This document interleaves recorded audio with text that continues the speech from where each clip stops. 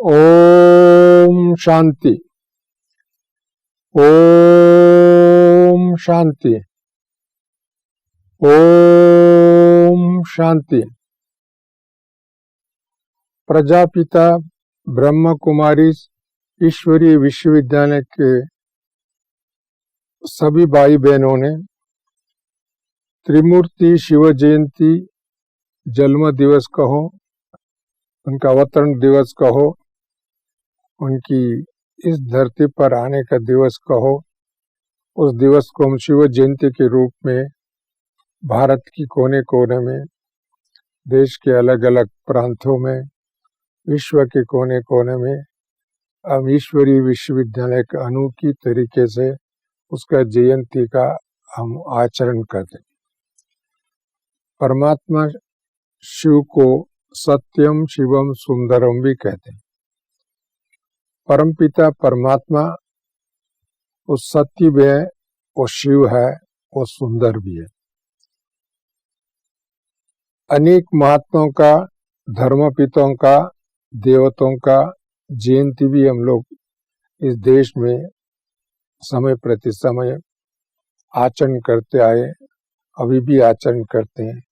चाहे कृष्ण जयंती, राम जयंती, ऐसे देवताओं का भी जयंती हम लोग आचरण करते हैं।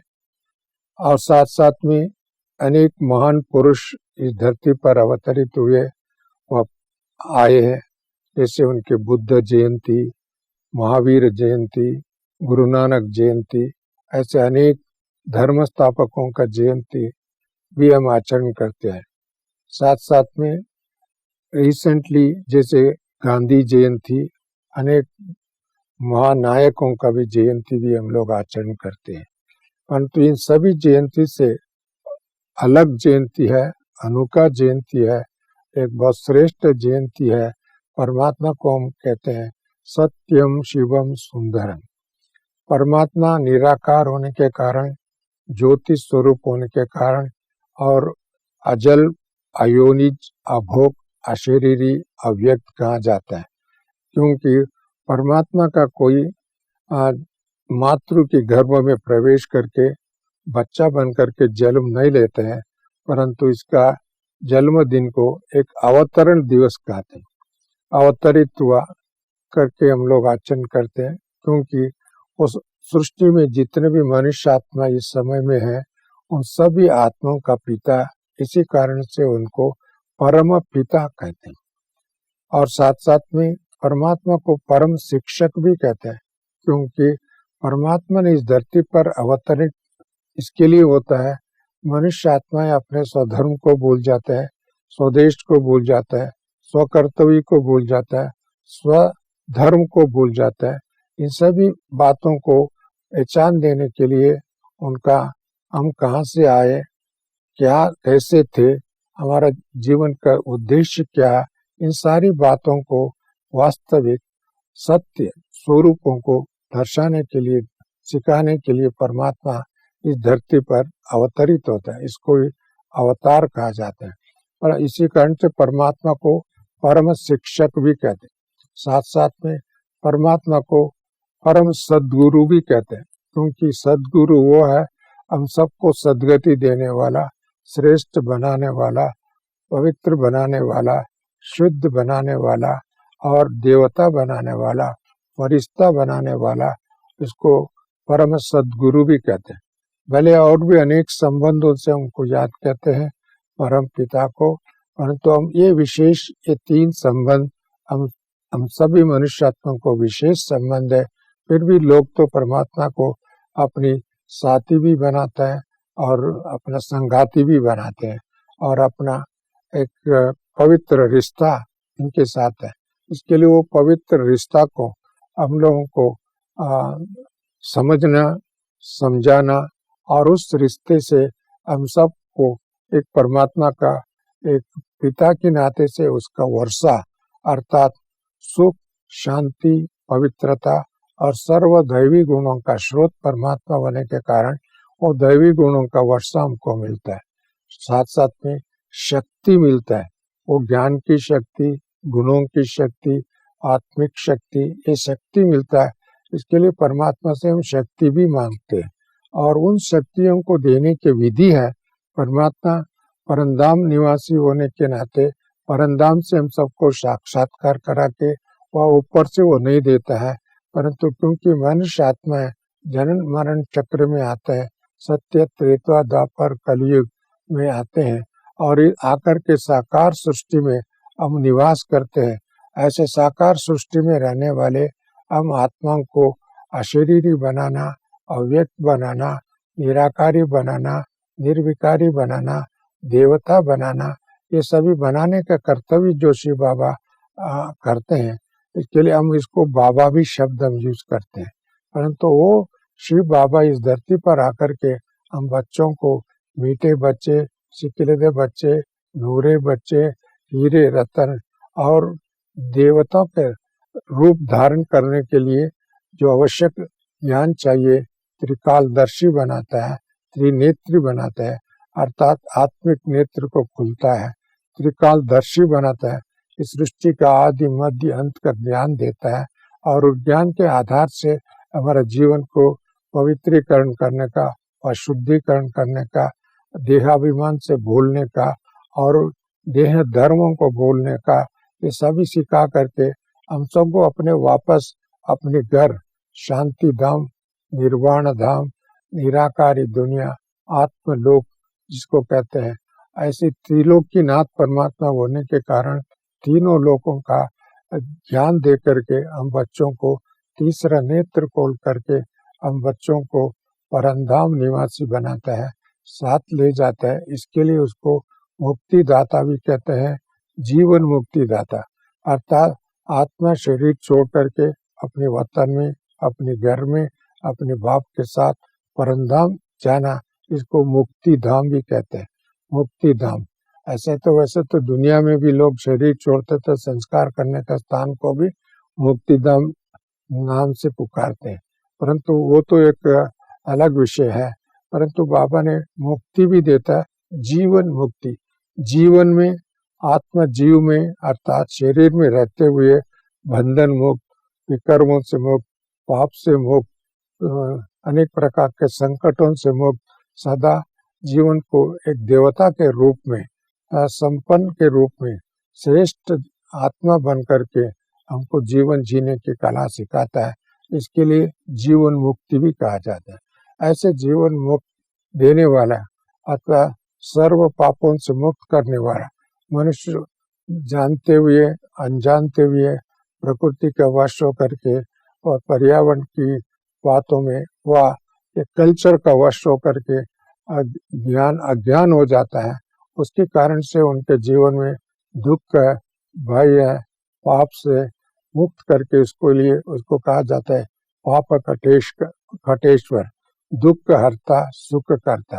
माना हम सभी आत्माओं को दुख से मुक्त करके सुख देने वाला एक ही मात्र परमपिता परमात्मा शिव है। और प्रजापिता ब्रह्म कुमारी ईश्वरी विश्वविद्यालय इस शिव जयंती को मनाने का अर्थ बहुत बड़े गहरी अर्थ है, बड़ी बहुत जीवन के अति संबंध की बात है और सृष्टि की रहस्यमय बात है। और सृष्टि चक्र में अनेक आत्माएं आए हैं, परंतु सभी ने मनुष्य आत्मा को न मुक्ति दिलाया न जीवन मुक्ति दिलाया। एकमात्र परमपिता परमात्मा है, उसको मुक्ति जीवन मुक्ति दाता कहते हैं। इसके लिए मुक्ति भी देता है और जीवन मुक्ति भी देता है। ऐसा जीवन मुक्ति अर्थात सत्युगी वर्षा, ऐसे सत्युग का श्रेष्ठ देवी देवता बनाने का वर्षा, उनको डबल ताजदारी बनाने का, एक तो पवित्रता का ताज, एक तो सर्व प्राप्तियों का ताज। ऐसी ताजदारी, तिलकदारी अर्थात अविनाशी आत्मा का स्मृति का तिलक और साथ साथ राज्य तिलक अर्थात प्रकृति का मालिक, विश्व का मालिक बनाने का ऐसे स्मृति तिलक भी देता है।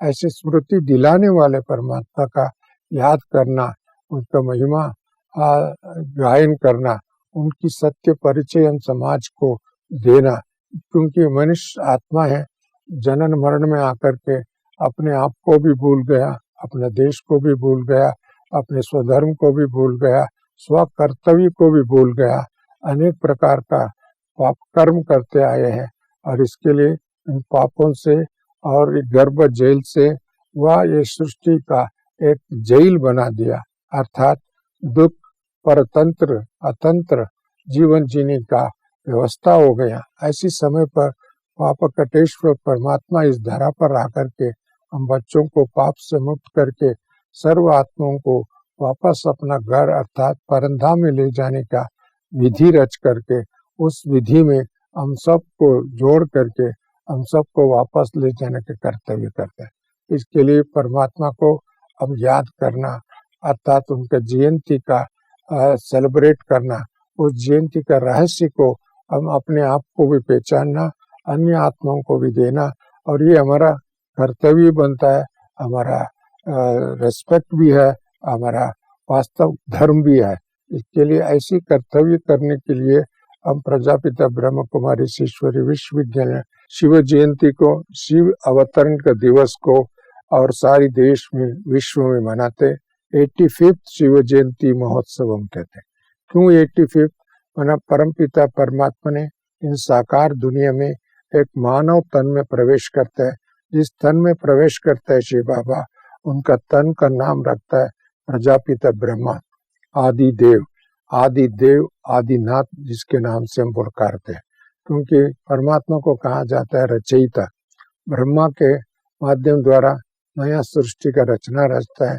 विष्णु के नाम से, विष्णु के रूप में जो आत्मा जो विष्णु पद प्राप्त करते हैं, उनकी रूप से विश्व को पालनहारी परमात्मा को कहते हैं, पालना देते। साथ साथ में शंकर के रूप में, महातपस्वी के रूप में, उन तपस्या के माध्यम द्वारा इस सृष्टि का तमो प्रधान सृष्टि को, भ्रष्टाचारी दुनिया को, अज्ञान की दुनिया को, अंधकार में जो रहने वाले सृष्टि को परिवर्तन करने की विधि में शंकर अर्थात उनके तपस्या के माध्यम द्वारा परिवर्तन करता है, चेंज करता है। उसके लिए उनको त्रिमूर्ति रचयिता कहा जाता है। ब्रह्मा विष्णु शंकर को भी रचयिता कहा जाता है। इसके लिए इन तीनों के माध्यम द्वारा परमात्मा का अपना कर्तव्य, सृष्टि की स्थापना, पालना और विनाश का कर्तव्य भी परमात्मा कराता है, करता है। इसके लिए इस समय में प्रजापिता ब्रह्म कुमारी ईश्वरी विश्वविद्यालय 85th शिव बाबा का बर्थडे कहो, शिव बाबा का जयंती कहो, शिव बाबा का अवतरण दिवस कहो, इसी दिवस के रूप में हम आचरण करते हैं। और इसका रहस्य को जानना, पहचानना सर्व मनुष्यात्माओं का हक भी है, अधिकार भी है और इम्पोर्टेंट है। इसका न जाने तो हमारा जीवन में बहुत नुकसानदायक है।